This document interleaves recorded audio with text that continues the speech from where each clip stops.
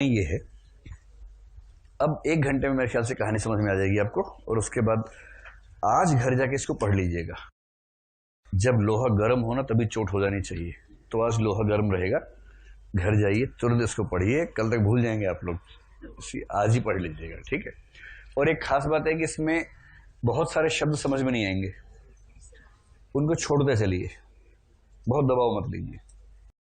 कहानी का मोटा मोटा खाका समझ में आ जाए उतना जरूरी है, और जहां जहां से व्याख्या आ सकती है वो संदर्भ आपको दे देंगे, उससे पढ़ के काम चल जाएगा। अभी केवल आप बस पढ़ते चलिए। जैसे तत्सम शब्द है, एक शब्द है उनके श्मश्रु मुंडे हुए थे। अब श्मश्रु होती है मूछ। अब जब तक नहीं पता उसमें क्या मुंडा हुआ था, खोपड़ी मुंडी है, क्या मुंडा है, गर्दन मुंडी है, समझ नहीं आता है।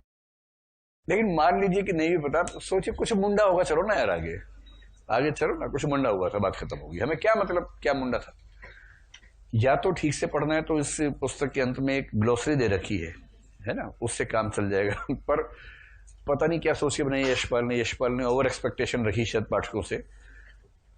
उन्होंने करीब 100 शब्द के आसपास दे दिए, पाठक को 500 समझ में नहीं आ रहे हैं, तो पाठक को लग रहा है कि मुझसे ज्यादा उम्मीद कर ली यशपाल जी ने, तो उसे कई और शब्दों में भी दिक्कत आती है। लेकिन ठीक है, एक बेसिक अंडरस्टैंडिंग के लेवल पर समझ लीजिए। प्रश्न कभी ऐसे शब्दों पर नहीं आएंगे जो परेशान करते हैं।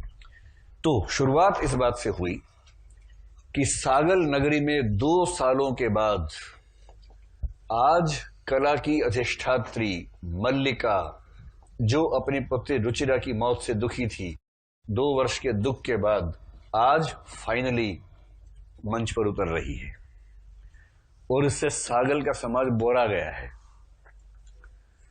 पूरा सागल सड़क पे इकट्ठा हो गया है, और जो मंच है, बीच में मंच है, और मंच के आसपास पूरा शहर जमा हो गया है।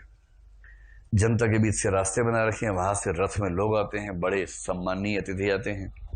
मिथोद्रस आए हैं। मिथोद्रस कौन है? प्रधानमंत्री जी, है ना, प्रधानमंत्री याद रखिए, गण परिषद के प्रमुख हैं।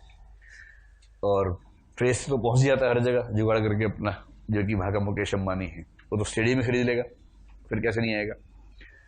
और जितने भी लोग हैं गण परिषद में, वो सारे के सारे आए हैं, और महापंडित देव शर्मा, सब लोग आए हैं। और आज यहां पर 2 प्रतिस्पर्धाएं होने वाली हैं, 2 प्रतियोगिताएं हैं, एक लड़कियों के लिए और एक लड़कों के लिए। और ये दोनों प्रतियोगिताएं देखेंगे सागल के सारे पुरुष और स्त्री। जो लड़के आए हैं वो लड़के हैं जो पढ़ के आए हैं, मगध से आए हैं, तक्षशिला से पढ़ के आए हैं, शस्त्र विद्या में दीक्षित होकर आए हैं। और जो लड़कियां हैं, लड़कियों को शस्त्र विद्या नहीं सिखाते हैं, वो शादी के बाद खुद सीख लेती हैं। लेकिन जो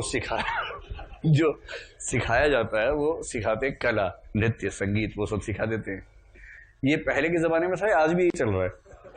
आज भी जो बेटी वाले लोग हैं अक्सर बेटियों को क्या सिखाते हैं, मेरी बेटी भरतनाट्यम सीख रही है, अच्छा, मेरी बेटी कुचिपुड़ी सीख रही है, या मेरी बेटी ब्रेक डांस सीख रही है। और बेटा क्या सीख रहा है? जूडो सीख रहा है, कराटे सीख रहा है। आजकल लड़की भी कराटे सीखने लग गई आत्मरक्षा के भाव से। तो लड़के आमतौर पर युद्ध कौशल में दीक्षित हों, और 6-7 लड़के युद्ध कौशल में दीक्षित होकर आए हैं, इनका कंपटीशन होना है।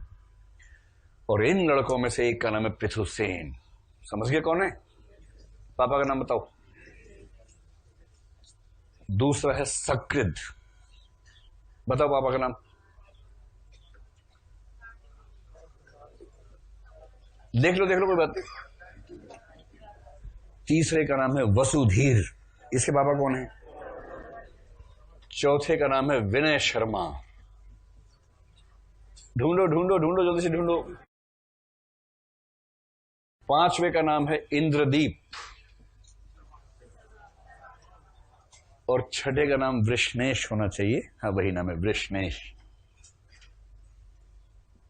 वृषनेश एक महाशाल नाम का आदमी, उसका बेटा है। बहुत महत्वपूर्ण नहीं है, एक ही जगह नाम आएगा तो आप छोड़ सकते हैं इसको, ठीक है। ये 6 युवक सीख के आए हैं युद्ध कौशल, और आज देखना है कि इनमें सबसे महान योद्धा कौन है। और प्राइज क्या है? प्राइज ये है कि लड़कियों के नृत्य कंपटीशन में जो लड़की जीतेगी उसकी पालकी को कंधा देने को मिलेगा। लड़के लोग हमेशा से अपने आप को अंडर एस्टिमेट करते हैं, इसीलिए जो सबसे बड़ा सैनिक साबित होगा वो कंधा देगा पालकी को जिसमें बैठेगी वो लड़की जो अच्छा डांस करती है। तो पुरुष लोग हमेशा से इसी तरह के रहे हैं, इसी को अपनी अचीवमेंट मानते हैं, और ये सब जान दिए हुए हैं एकदम कि हम पालकी को कंधा देंगे, हम कंधा देंगे पालकी को। तो एकदम झगड़ा चल रहा है। तो इनको एक निश्चित समय दिया गया, सबको तलवार दी गई अपने हाथ में कि तलवार से कौशल देखना है, कि ये मान के कि बाकी पांचों आपके शत्रु हैं, इस तरह से अपनी तलवारें चलाओ कि आप पांचों को कंट्रोल कर रहे हैं। बस ध्यान रखना है कि किसी की भी तलवार किसी भी व्यक्ति को टच नहीं होनी चाहिए।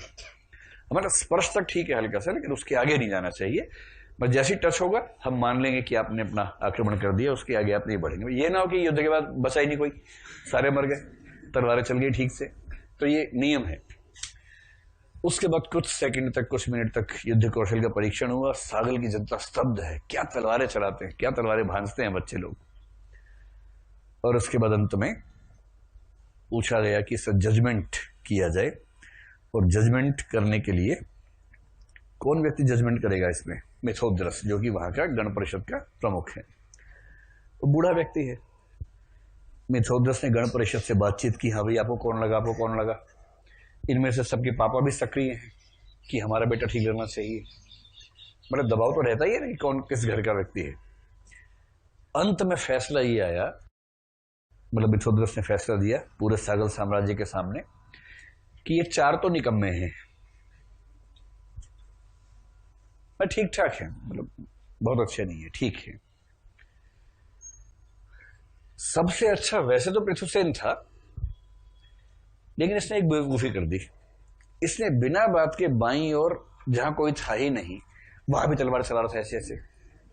क्या जरूरत थी भाई? युद्ध में यह भी तो मैटर करता है कि आपने कितनी एफिशिएंसी के साथ अपनी एनर्जी को कंज्यूम किया, वेस्ट किया, यूज किया। तो यद्यपि पृथुसेन सबसे योग्य प्रतीत होता है, किंतु चूंकि उसने अपनी बहुत सारी ऊर्जा का अपव्यय किया बाईं ओर जहां शत्रु नहीं था वहां प्रहार करके, इसलिए ऊर्जा के अपव्यय के हिसाब से हमें लगता है कि उसको कुछ सीखना बाकी है। और इस वजह से सकृत को सर्वश्रेष्ठ योद्धा का दर्जा दिया जाता है। अब सकृत वर्ण व्यवस्था के समर्थक परिवार का बेटा है।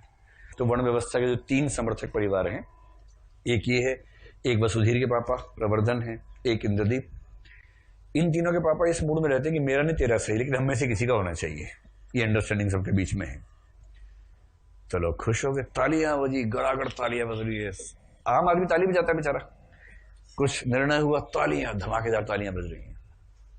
जब तालियां शांत हो गई तो पृथुसेन ने कहा कि मैं मिथोद्रस जी से, यानी कि मैं मध्य गणराज्य के गण संवाहक मिथोद्रस जी से कुछ निवेदन करना चाहता हूं।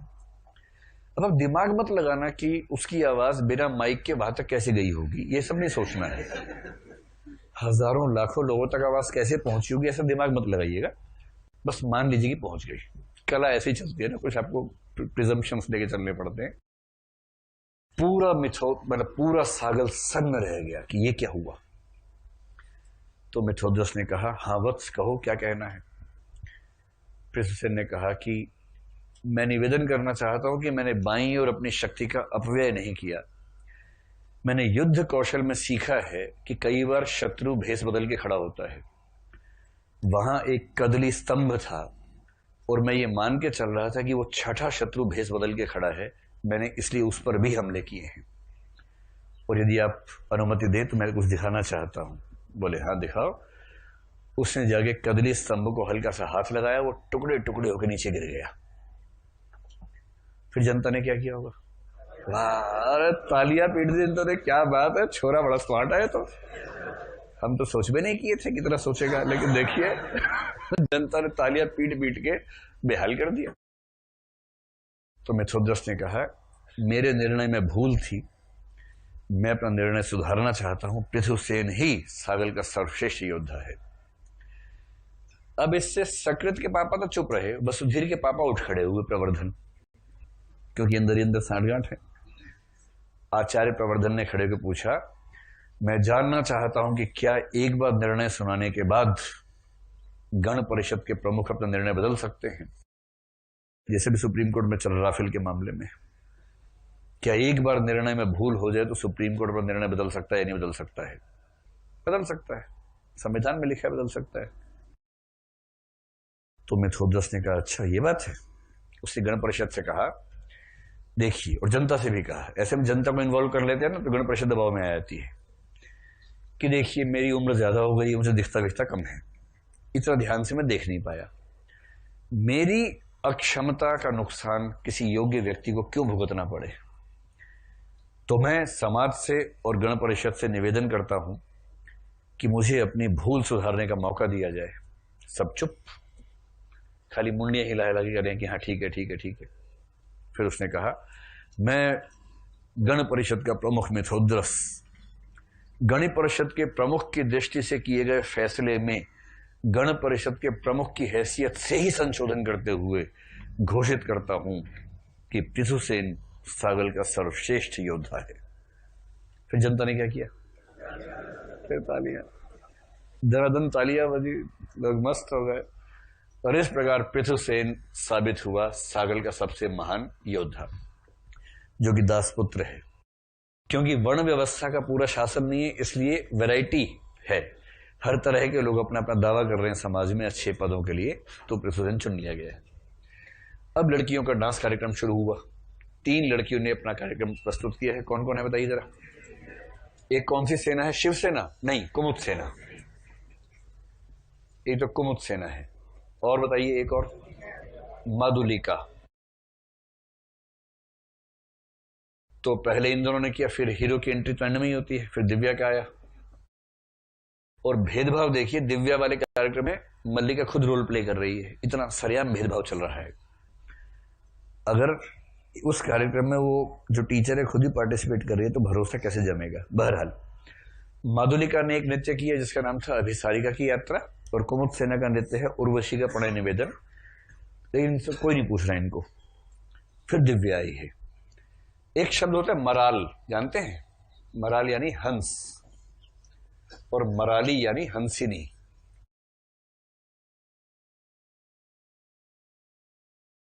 तो मराली का आत्मसमर्पण या आत्मनिवेदन, क्या नाम था? मराली का आत्मसमर्पण ही है। इस नाम से एक नृत्य नाटिका प्रस्तुत की दिव्या ने। तो एक स्टोरी बेस्ड नाटिका है जिसमें डायलॉग्स नहीं होते हैं, लेकिन केवल अभिनय से सारी बात समझ में आती है। तो हंसिनी है, एक हंस से प्रेम करती है, राजहंस से प्रेम करती है। तो ऋतु है, ये जो पशु पक्षी हैं, वो जो सावन का समय होता है, ऋतु होती है, उस समय उनके बीच में प्रेम की भूख बहुत जाग जाती है। बाकी साल भर उनकी प्रेम की इच्छाएं बहुत सुप्त रहती हैं। मनुष्य अकेला प्राणी है जो साल भर प्रेम की इच्छाओं से भरा रहता है, लेकिन बाकी प्राणी ऋतु के अनुसार प्रेम करते हैं। तो प्रेम की ऋतु है। तो राजहंस उसको पुकार रहा है, उसको आवाज आ रही है, ये उन्मत्त हो रही है, उसकी आवाज सुन के बेसुध सी हो रही है, दौड़ रही है, यहां दौड़ रही है, वहां, कहाँ है राजहंस, इधर भागी उधर भागी। आसपास छोटे छोटे हंस हैं, वो भी इसको सपोर्ट कर रहे हैं कि हाँ दीदी तुम जाओ, हाँ दीदी तुम जाओ, इस भाव से। और करते करते वहीं पर एक बहेली ने जाल बिछा रखा था, और ये बेचारी अपने राजहंस से मिलने को आतुर भागते भागते उसके जाल में फंस गई। अब जाल में फंस के छटपटा रही है, चाह रही है कि मुक्ति मिल जाए किसी तरह से। जब कोई जाल में फंसता तो क्या कर रहा है? चूहा पिंजरे में फंस जाए तो चाहता कि तोड़ दूं दीवारों को। उसे क्या पता कि दीवार इसी हिसाब से बनाई गई कि वो ना तोड़ सके, तो नहीं तोड़ पाता है। तो बेचारी हंसिनी तड़प रही है छूटने के लिए। उधर से राजहंस को पता ही नहीं, वो आवाजें लगाए जा रहे हैं, कहाँ हो कहाँ हो। ये और तड़प रही है, तड़प की आवाजें दे रही है, उसको भी सुन रहे कि आसपास ये कहीं। वो धीरे धीरे पहुंचता है वहां पर। बहेली अभी आया नहीं है, लेके गया नहीं है इसको। उसको देखता है कि अरे मेरी प्रेमिका तो फंस गई है जाल में। प्रयोगवाद का प्रेमी होता, बोलता चलो बाय बाय, निकल लेता है वहां से। फूल को प्यार करो और मरे तो मर जाने दो। प्रयोगवाद का प्रेमी तो ऐसा ही होता है। लेकिन राजहंस ने कोई चिंता नहीं की, वो खुद भी जाल के अंदर कूद गया। इस बात पे क्या हुआ होगा? तालियां बजी होंगी। और उसके बाद फिर दोनों में प्रेम हुआ और प्रतीक के रूप में बहुत सारे छोटे छोटे हंस वहां से खुशी के बारे उड़ते हुए दिखे। और ये जो राजहंस के रूप में है, मल्लिका खुद अवतरित हुई मंच पर। मल्लिका परफॉर्म करी राजहंस का रोल और दिव्या मराली के रोल में है, हंसिनी के रोल में है। पूरा सागल बेसुध मस्त हो गया। कितना सुंदर नृत्य नाटिका है, अद्भुत। कंपटीशन था ही नहीं, दिव्या के सामने कंपटीशन टिकता ही नहीं कोई। तो दिव्या साबित हुई कि सागल की सर्वश्रेष्ठ नृत्यांगना कौन है, दिव्या है। जैसे दिव्या का डांस खत्म हुआ, जनता भाव विभोर हो रही है, अचानक बीच में एक आदमी खड़ा हुआ। उसने कहा, जनता से निवेदन है कि इसको ठीक से समझ लें, सुखों की मिथ्या चाहत में व्यक्ति का यही हश्र होता है। ये कहने वाला कौन होगा बताइए? मारिश कैसे होगा? बौद्ध स्थविर चिवुक। जनता ने घूम के देखा, ये कौन है भाई? तो देखा स्थविर साहब खड़े हैं। जनता को लगा जब जब हम खुश होते हैं मनहूस बीच में आगे कुछ ना कुछ बोल देता है। अच्छा भला मौसम बना हुआ था, मजा आ रहा था, लेकिन ऐसी बात बोल दी। इतने में पीछे एक और खड़ा हुआ। उसने कहा, जनता इस मूर्ख की बातों पर ध्यान ना दे। दुख जीवन में आते रहते हैं और सुख भी कम नहीं होते। दुखों से बचते हुए सुखों को प्राप्त करना ही जीवन का सार है।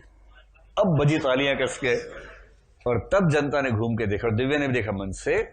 फिर उसका पूरा वर्णन है कि श्रेष्ठी उपासक पुष्यकांत का पुत्र, अपवाद से ग्रस्त व्यक्ति यानी बदनामी से ग्रस्त व्यक्ति, सागर का सर्वश्रेष्ठ मूर्तिकार मारिश खड़ा था। और जनता ने इतनी तालियां पीटी मारिश की बात पे, क्योंकि चारवाक जो है ना, कुछ लोग कहते हैं चारू वाक से बना है। चारू मतलब सुंदर, वाक मतलब बातें, जो बड़ी सुंदर बातें करते थे, बड़ी समझ में आने वाली, प्रभावित करने वाली बातें करते थे, इसलिए उनको चारवाक कहा गया। और लोकायत का मतलब ये है कि लोक जीवन में उनकी बड़ी अच्छी छाप थी, आम आदमी बहुत पसंद करता था।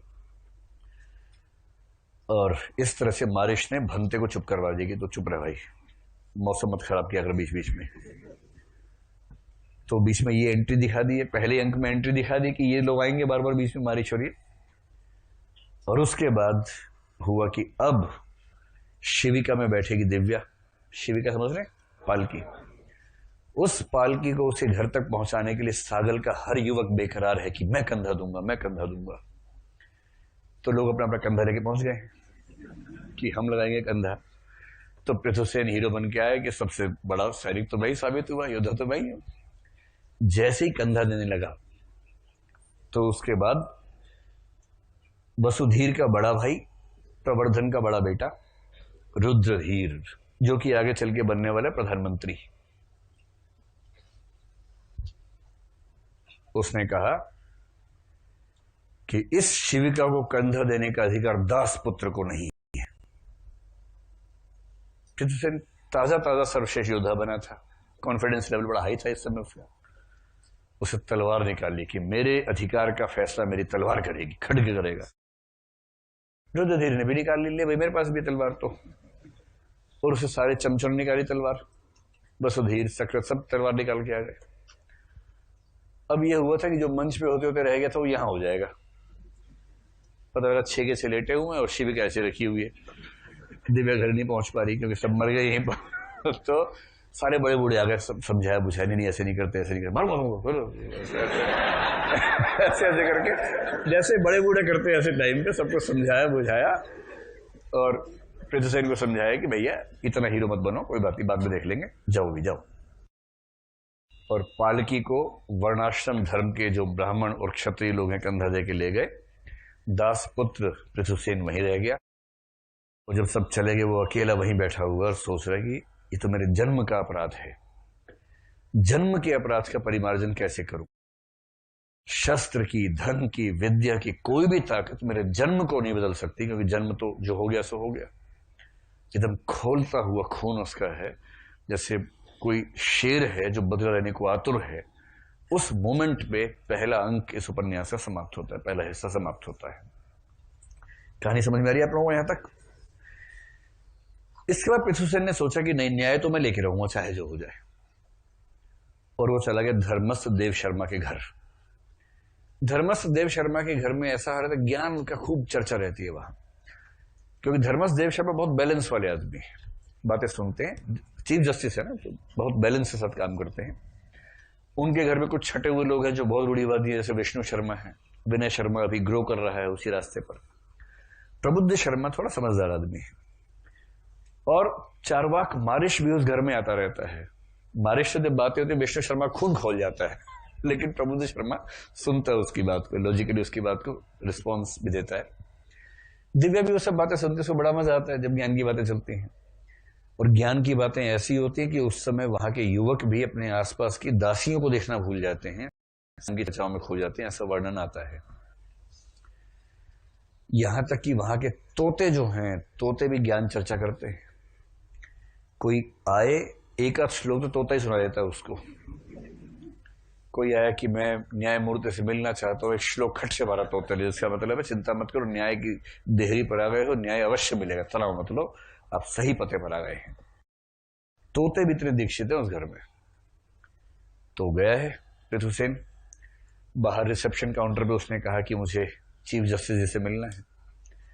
तो परिवार की मर्यादा है कि जब कोई गेस्ट आए, वो भी ठीक ठाक स्तर का गेस्ट आए, तो घर के लोग जाके उसकी अभ्यर्थना करें, उसका ठीक से रिसीव करें, उसको पानी वानी पिलाएं, पान वान खिलाएं, मिठाई खिलाएं, ये सब करें। तो आदेश हुआ दिव्या को कि भाई देखो पृथुसेन जी आए हैं, आप जाके उनकी अभ्यर्थना कीजिए, बातचीत कीजिए। इस बात से विष्णु शर्मा को बहुत आपत्ति है, दास पुत्र की अभ्यर्थना मेरी पोती करेगी। वो हमेशा इसी मूड में रहता है, वो कभी नॉर्मल होता ही नहीं है। प्रबुद्ध शर्मा कह रहे तो क्या हो गया, दास पुत्र क्या है, इतना बड़ा अमीर आदमी, इतना अच्छा योद्धा है, तो उसमें क्या दिक्कत है। कह रहे ये तुम तय करोगे, कैसे से आदमी बड़ा होता है। ये कौन बोल रहा है वो इस तरह से? विष्णु शर्मा साक्षात विष्णु का अवतार है, हमेशा गुस्से में रहता है यहां पर। तो दिव्या गई, अभ्यर्थना की, हालचाल पूछा, बताया। दिव्या को भी रोमांस तो हो ही आया था कि उसके नाम पर इतने युद्ध हो रहे हैं, अच्छा तो लगता ही है। अगर किसी नहीं लगता होगा, सिंपल साइकोलॉजी क्या कहती है, अगर किसी के नाम पे युद्ध हो रहे हो तो उसको अच्छा लगेगा या बुरा लगेगा? मतलब युद्ध खतरनाक मोड़ पे जाए तब तनाव हो जाता है, अलग बात है। लेकिन केवल इस एहसास से कि मेरे लिए युद्ध हो रहे हैं, अच्छी फीलिंग तो आती है, चाहे वो कोई पुरुष हो चाहे स्त्री हो। मतलब पुरुषों को यह सौभाग्य आमतौर पर मिलता नहीं, अलग बात है, लेकिन अगर मिल जाए तो खुशी तो होती है। तो दिव्या को उस दिन रोमांच हुआ था कि भाई कुछ भी कहो, लड़का है स्मार्ट, और मेरी डोली को कंधा देने के लिए तलवार निकाल ली, छोरे ने, कमाल का लड़का है। ये भाव उसके मन में आया था, स्वाभाविक आएगा ही आएगा। रुद्रधीर को देख के भी ये भाव आता है कि रुद्रधीर बड़ा साहसी आदमी है। लेकिन रुद्रधीर का ब्याह हो चुका 2 साल पहले ही, और विवाह होने के बाद भी दिव्या को बोल चुका है कि देखो मैं ना तुमसे भी शादी करना चाहता हूं, सेकंड मैरिज। उस समय केवल इस्लाम का मामला नहीं था, उस समय हिंदुओं में भी होती थी। तो दिव्या को रुद्रधीर ठीक लगता था, लेकिन अंकल टाइप लगता था। उसे लगा रुद्रधीर का सम्मान करते हुए भी उसकी दूसरी पत्नी बनने का विचार उसे अप्रिय लगता था, अरुचिकर लगता था, तो ज्यादा भाव देती नहीं थी उसको। मारिश को लेके उसके मन में एक अजीब सा भाव था। होता ना किसी के बारे में पता हो कि गुंडा है पर स्मार्ट है, बड़ा अजीब सा भाव होता है कि गुंडा है पर है बहुत स्मार्ट, इस वक्त बुलेट है, बातें बड़ी अच्छी करता है, जब सड़क पे निकलता है पुलिस वाले भी रास्ता देते हैं इसको, हेलमेट भी नहीं पहनना पड़ता इसके साथ, पर है गुंडा, बदनाम है। तो मन दुविधा में रहता है। एक मन करता है कि जो बात इसमें है वो इन मस्खरों में है नहीं बाकी लोगों में। भाई बुलेट के सामने कोई स्कूटी चलाने वाला आ जाए तो कैसे किसी को पसंद आए, क्योंकि मैस्कुलिनिटी वाला मामला रहता है ना कि एक जो आइडियल छवि है एक अच्छे पुरुष की, वो तो ताकत वाली छवि है। कोई स्कूटी पे है तो आप बैठना पसंद नहीं करेंगे ना, स्कूटी नहीं, बुलेट। लेकिन चलो बदनाम है, तो उसके मन में आता है कि उससे बड़ा रोमांच होता है बारिश की बातें सोच के, लेकिन थोड़ा सा बदनामी का भय लगता है उससे बात करने में, इसलिए थोड़ा सा अवॉइड करती है उससे बारिश को। लेकिन हाँ वैसे समझदार लगता है, रोचक लगता है। और एक बार मारिश तो ज्ञान से भरा आदमी, एक बार दिव्या सामने आ गई तो मारिश ने एक सेंटेंस बोल दिया और 10 दिन तक मतलब भी नहीं समझ पाया उस सेंटेंस से क्या बोला है। उसने कहा, देवी तुम्हारी कला तुम्हारी आकर्षण शक्ति का निखार मात्र है, जो नारी में सृष्टि की आदि शक्ति है। ये बोल के निकल गया। अब दिव्या बहुत क्यूट है लेकिन दिमाग उतना तेज नहीं है। ऐसा होता है कि आप बहुत कोई नहीं, ऐसा होता है का मतलब, अरे आप गलत समझ रहे हैं। मेरा भाव ये है कि कोई व्यक्ति दिखने में बहुत सुंदर है, बहुत क्यूट है, बहुत प्यारा है, लेकिन इसमें जरूरी नहीं है ना कि उसका दिमाग भी उतना ही चलेगा, वो भी अमूर्त मामलों में चलेगा उतना, जरूरी तो है नहीं। दिमाग, शरीर, सौंदर्य ये हमेशा साथ साथ थोड़ा ना पाए जाते हैं। ये भी अनिवार्य नहीं है कि साथ साथ नहीं पाए जाएंगे, हो भी सकते हैं कहीं कहीं। तो दिव्या बहुत दिन नहीं समझ पाई क्या कहना चाह रहा है मारिश। मारिश का भाव ये है कि तुम्हारी जो कला है ना, तुम्हारी आकर्षण शक्ति का निखार मात्र है, जो नारी में सृष्टि की आदि शक्ति है। नारी को सृष्टि ने ही आकर्षक बनाया है और उस आकर्षण को कई गुना बढ़ा देती है कला। जब कोई कला में एक्सपर्ट हो, विशेषज्ञ हो, तो उसकी कला उसकी आकर्षण क्षमता को कई गुना बढ़ा देती है। और आकर्षण क्षमता मूल रूप से सृष्टि ने ही नारी को दी है। नारी पुरुष के संबंधों के बारे में ऐसा बोल रहा है। पर दिव्या को यह समझ में आ गया था कि हाँ, तारीफ तो की है इसने, क्या बोला है समझ भले नहीं आ रहा, लेकिन था तो कॉम्प्लीमेंट ही, ये तो उसको समझ में आ गया। तो दिव्या आप लोग ठीक से हंस भी नहीं पा रहे, ठाके मार के हंसिए, तनाव मत लीजिए ना, हंसने में संकोच मत कीजिए, आराम से ठाके मार मार के हंसिए, पूरी थीम को समझ लीजिए, ठीक है। तो पृथु सेन जी पहुंचे हैं दिव्या के घर, और जब वो बाहर आई रिसेप्शन काउंटर पे, तो उसने कहा कि देखिए मेरे साथ अन्याय हुआ है और मैं आपकी डोरी को कंधा देना चाह रहा था, लेकिन मुझे मौका नहीं मिला। मैं इस दिव्या ने कहा देखिए अभी दादाजी की तबीयत ठीक नहीं है, पहले पूछ लिया था उनकी तबीयत ठीक नहीं थी, लेकिन यहां से कोई व्यक्ति न्याय लिए बिना लौटा नहीं है। मैं आपको विश्वास दिला रही हूं, मैं खुद अपने परदादा से बात करूंगी और आपको न्याय जरूर मिलेगा, आप चिंता ना करें। उसने कहा आप कह रही हैं तो मान लेता हूं, लेकिन मैं इस अन्याय को झेल नहीं पा रहा हूं। आप से निवेदन है कि उनसे बात करें और मुझे न्याय उपलब्ध कराएं। बात खत्म हो गई, वो चला गया। दिव्या अपने परदादा के पास गई। जब वो एकांत में थे, उसको लगा थोड़ी बात करूं। दिव्या ने कहा कि दादाजी, पृथु सेन आया था, कह रहा था कि अन्याय हुआ उसके साथ, वो शिविका को कंधा दे नहीं पाया। दादाजी इधर उधर की बात करने लग गए। आजकल प्रकृति कितनी अच्छी है, आजकल मौसम कितना अच्छा है। तो लग रहा है कि मैं कुछ बोल रही हूँ, कुछ और बोले जा रहे हैं। उसने फिर से बोला कि देखिए दादाजी, पृथु सेन आया था, उसको न्याय नहीं मिला है, उसको न्याय चाहिए। तो दादाजी बोले कि बेटा, तुम आजकल कैसी कैसी बातें करने लग गई हो, नए क्षेत्रों में रुचि तुम्हारी आ गई है आजकल, कला संगीत, उस पर ध्यान दो ना, इस पर क्यों ध्यान दे रही हो। उसने इंसिस्ट किया कि नहीं, मुझे बताइए। और मैंने सुना है कि यहां से सबको न्याय मिलता है, और अच्छा न्याय तब है जब शेर और हिरण या खरगोश एक साथ पानी पी सके। उसने कहा देखो, इतना पूछ रही तो सही बात सुन लो, न्याय मेरे हाथ में नहीं है, न्याय व्यवस्थापक के अधीन होता है। जब मिलिंद से पहले पौरव वंश था, तो न्याय का मतलब था वर्ण व्यवस्था के सिद्धांतों के हिसाब से न्याय होगा, और तब शूद्रों को सजाएं ज्यादा मिलती थी, ब्राह्मणों को सजाएं नहीं मिलती थी, वो न्याय था। जब मिलिंद आ गया तो सजा के नियम बदल गए, तो जो यवन परंपरा थी, यवन परंपरा के न्याय सिद्धांत लागू होने लगे। फिर जब मिलिंद ने मुझे चीफ जस्टिस बना दिया, तो मैंने यवन सिद्धांतों और वर्ण व्यवस्था के सिद्धांतों को मिलाकर न्याय का सिस्टम बनाया। फिर मिलिंद जी बौद्ध हो गए, बौद्ध हो गए तो न्याय के सिद्धांत में करुणा भी शामिल हो गई। वर्ण व्यवस्था के दिनों में पशु बलि, जो कि पुण्य माना जाता था, अब पशु बलि अपराध हो गया, और मेरे निर्णय भी उसे अपराध मानकर होने लगे।